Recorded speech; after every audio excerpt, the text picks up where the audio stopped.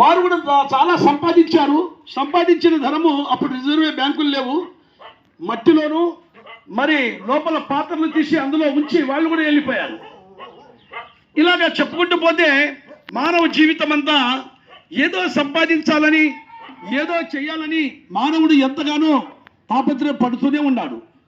కానీ చివరికి ఏమి అతనికి దొరుకుతుంటే ఏమీ లేదు, గుండు సున్నా, జీరో.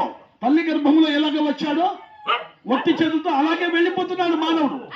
ఇది గ్రహిస్తున్నాడు. కానీ ఈ లోకంతో పాటు లోకంలో ఉన్న ఆశలు, ఒకరికి చూసి ఒకరము, ఇలాగనే ఈ జీవితం సంపాదించాలి, తినాలి, ఒక మంచి ఇల్లు కట్టుకోవాలి, మంచిగా ఉండాలి, మంచిగా జీవించాలి, సుఖంగా బ్రతకాలి అనుకుంటున్నాడు. కానీ సుఖంగా బ్రతకలేకపోతున్నాడు మానవుడు. ఎందుకంటే మనిషికి దేవుడు ఇచ్చిన ఆయుష్కాలము 70 సంవత్సరములు, అధిక బలం ఉన్న 8 సంవత్సరములు. అదియో ఆయాసకరము, దుఃఖకరమే. మంచం మీద 1కి 2కి మనిషి ఆ 10 సంవత్సరాలు కూడా చాలా ఎన్నో మరి నరక బాధలు అనుభవించి మరి చనిపోతాడు. అందుకే దేవుడు అంటున్నాడు, దీపం ఉండగానే ఇల్లు చక్కబెట్టుకో, ప్రాణం ఉండగానే నీవు ఆ పరలోక సన్నిధి చేరాలంటే ఆ ప్రభువును రక్షకుడైన యేసుక్రీస్తును నమ్ముకో అని దేవుని వాక్యం సెలవిస్తుంది. ఎందుకంటే మనిషి నీతిమంతుడు కాదు గనక నీతిమంతుడైన ఒకడు రావాలి. ఎవరైతే ఈ జననం మరణం రాశారో, ఈ సృష్టినంతా కలగజేశాడో, ఎవరైతే ఈ మనుషులను చేశాడో అతడే పరిశుద్ధుడు, పవిత్రుడు, నీతిమంతుడు. ఆ నీతిమంతుని రక్తము చిందించబడాలి. అందుకే పరిశుద్ధ గ్రంథం బైబిల్ సెలవిస్తుంది, నీతిమంతుడు ఒక్కడు లేడు, అందరూ పాపము చేసిన వారే, ఏ భేదము లేదంటుందండి. ఏ భేదము, నల్లవాడని, తెల్లవాడని, పొట్టివాడని, పొడుగువాడని, మరి ఏ జాతికి అమెరికా వాడని, లేకపోతే ఇండియా వాడని, అయితే చెన్నై, ఇలాగా తమిళ్, ఇలాగా అనేకమైన దేశాల మనుషులని లేదు, భేదం లేదు. అందరూ ఏకగ్రీవంగా పాపము చేసి ఆ సృష్టికర్త అయిన దేవుడి మహిమ పొందలేకపోతున్నారని దేవుని వాక్యం సెలవిస్తుంది. ఓ సోదరి సోదరులారా, ఒకసారి ఆలోచించండి. మరి గొంగళి పురుగు చూశారు కదండి మీరు. గొంగళి పురుగు ఎంత వికారంగా ఉంటుంది. అది చనిపోయి గూడు కట్టుకొని అందులో అందమైన సీతాకోక చిలుకగా అది బయటికి వస్తుంది. బటర్ఫ్లై అనగా మరి ఆ సీతాకోక చిలుకకు ఎవరైనా అందరూ ప్రేమిస్తారు. అదే గొంగళి పురుగు అయితే ప్రేమించరు. పాపాన్ని దేవుడు ప్రేమించడు, పరిశుద్ధతను దేవుడు ప్రేమిస్తాడు. అలాగే మనిషి కూడా ఒక పక్షికే, ఒక చిన్న పురుగుకు మరో లోకం ఉందని, మరో ఇంకో జన్మ ఉందని దేవుడు సెలవిస్తున్నాడు. ప్రియులారా, మనకు కూడా ఒక జన్మ ఉంది. పుట్టడం ఒకసారే, గిట్టడం ఒకసారే. మరి పరలోక రాజ్యంలో మన ఆత్మ వెళ్ళిపోయింది, ఒకేసారి జరుగుతుంది.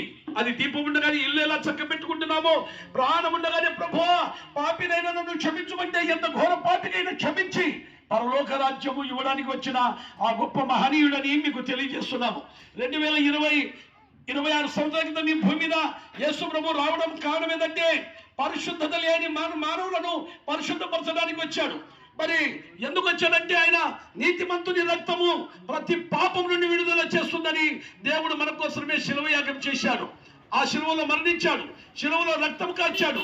ఆయన పరిశుద్ధంగా మరి మరణించి సమాధి చేయబడి 3వ దినమున సజీవుడుగా లేచాడు.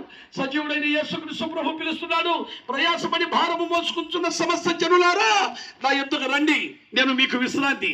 చూడండి, మనము 365 రోజులు కష్టపడుతూనే ఉన్నాం, ఎప్పుడు విశ్రాంతి లేదు. ఏనాడు విశ్రాంతి లేదు మానవ జీవితానికి. చాలా మంది పని చేసి ఒక సామెత చెప్తారు, నేను చస్తే బాగుండురా, ఈ కష్టం నేను చేయలేను అంటారు. కానీ చచ్చిపోయిన తర్వాత ఇంకో కష్టం ఉందండి మన ఆత్మకు. మరి అగ్నిగుండం ఉంది, పాతాళం ఉంది, అది పట్టుకుంటుంది యుగ యుగాలు. ఆత్మకు చావు లేదు సుమా. మరి శరీరానికి బాల్యం ఉంది, మరి యవ్వనం ఉంది, నడిప్రాయం ఉంది, వృద్ధాప్యం ఉంది.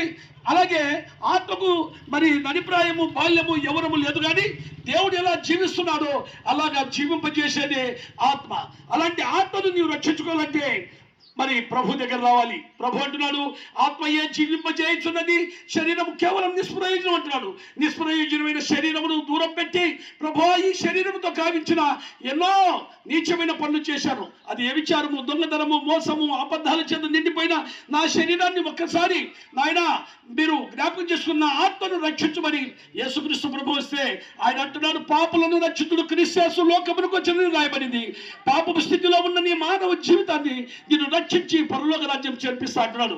ఓ ప్రియ అన్న, చెల్లి, అక్క, తమ్ముడు, 2 చేతులు ఎత్తి మీకు నమస్కారం చేస్తున్నాం ఉప్పలపాడు గ్రామ ప్రజలకు ఈ ఉదయకాలం. ఎందుకంటే మనకు పరలోక రాజ్యం ఉంది.